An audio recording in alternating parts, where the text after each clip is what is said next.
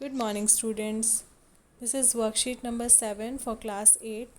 सो बच्चों आज भी ये चैप्टर सुनामी में से ही एक पार्ट आया है, part third of chapter tsunami continued.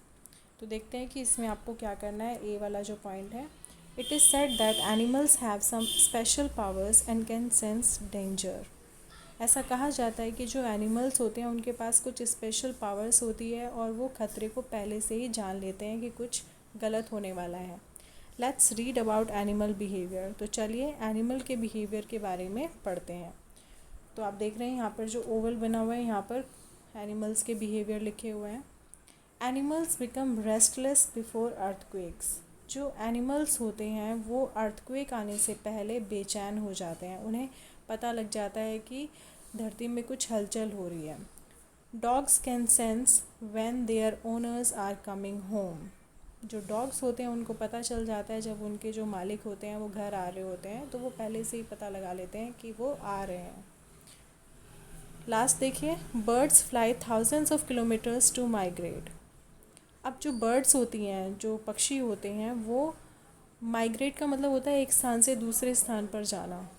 तो वो एक जगह से दूसरी जगह पर थाउजेंड्स ऑफ किलोमीटर्स तक वो फ्लाई कर सकती हैं। अब देखिए नीचे क्या दिया हुआ है। The tsunami killed 1,50,000 people but only a few animals died. जो सुनामी आई थी उसमें करीब 1.5 लाख आदमी मर गए थे, लेकिन कुछ ही एनिमल्स के मरने की खबर आई थी। In part 3 of this lesson you will read how animals saved themselves. तो इस चैप्टर के पार्ट थर्ड में हम यही पढ़ेंगे कि कैसे एनिमल्स ने अपने आप को बचाया। तो देखिए यहाँ पर पार्ट थर्ड है और ये आपकी हनी ड्यू बुक का पेज नंबर 29 है। देखिए, before the giant wave slammed into the coast in India and Sri Lanka, wild and domestic animals seem to know what was about to happen.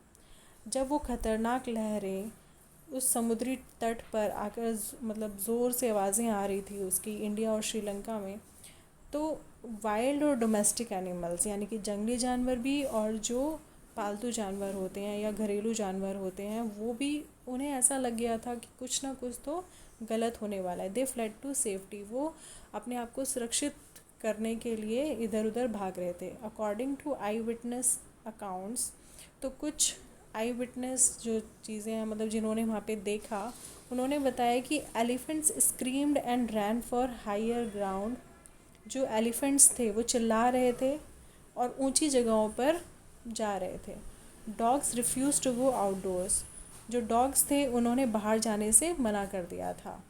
Flamingos abandon their low lying breeding areas. जो flamingos होती हैं, जो कि swan की तरह ही होते हैं, इन्हें राजहंस बोला जाता है, तो उन्होंने भी अपने जो लो लाइंग ब्रीडिंग एरियाज़ हैं, मतलब जो नीचे की तरफ वाले जहाँ पर ये अंडे देती हैं या अपने बच्चों को रखती हैं, तो वहाँ वो जगह भी इन्होंने छोड़ दी थी।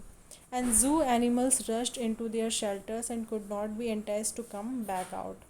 तो जो एनिमल्स ज़ू में थे, चिड़ियाघर में जो एनिमल्स थे, वो भी अपने अपने शेल्टर्स के अंदर जहाँ उनके घर होते हैं वहाँ चले गए थे और वहाँ से वापस नहीं आ रहे थे। Many people believe that animals possess a six sense. कुछ लोगों का विश्वास है कि एनिमल्स के अंदर सिक्स सेंस होती है। And know when the earth is going to shake. और उन्हें पता चल जाता है कि जब पृथ्वी में हलचल हो रही होती है, हिल रही होती है, शेक कर रही होती है। Some experts believe that animals more acute hearing helps them to hear और फील द अर्थ वाइब्रेशन। कुछ एक्सपर्ट्स जो होते हैं, जो एनिमल्स के बिहेवियर के बारे में जानते हैं, उन्हें पता होता है कि एनिमल्स के अंदर ना हियरिंग सेंस बहुत अच्छी होती है, बहुत तीव्र शक्ति होती है उनकी, जो कि उन्हें सुनने में और फील करने में, जो अर्थ में वाइब्रेशन हो रहा होता है उसको सुनने और फील करने में हेल्प करती हैं। They can sense an approaching disaster long before humans realise what's going on. तो अगर कोई डिज़ास्टर आ रहा होता है, कोई इस तरह की हलचल जैसे सुनामी है, अर्थक्वेक है, इस तरह की अगर कुछ डिज़ास्टर आता है, तो वो ह्यूमन के पहले ही उनको पता चल जाता है, इंसानों को बाद में पता चलता है, उससे पहले जानवरों को पता चल जाता है। We can not be sure whether animals have a six sense और नॉट। हमें ये तो नहीं पता, हम इस चीज़ में श्योर तो नहीं है कि एनिमल्स के पास सिक्स सेंस होती है या नहीं, but the fact is that the giant waves that rolled through the Indian ocean killed more than 1,50,000 people in a dozen countries, but not many animals have been reported dead.